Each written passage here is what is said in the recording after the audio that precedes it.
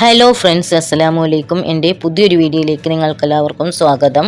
ശർക്കര വെറുമൊരു മധുരം മാത്രമല്ല, ആയുർവേദ പ്രകാരം ഒട്ടനവധി ഔഷധഗുണങ്ങളുള്ള ഒരു ആഹാര പദാർത്ഥം കൂടിയാണ്.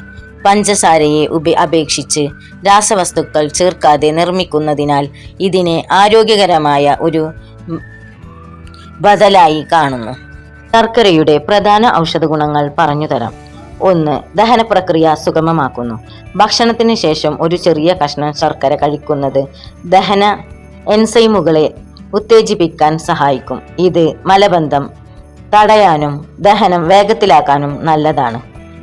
2. വിളർച്ച അനീമിയ തടയുന്നു.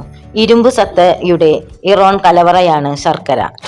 രക്തത്തിലെ ഹീമോഗ്ലോബിന്റെ അളവ് വർദ്ധിപ്പിക്കാൻ ഇത് സഹായിക്കുന്നു. വിളർച്ചയുള്ളവർക്കും ഗർഭിണികൾക്കും ശർക്കര ഗുണകരമാണ്.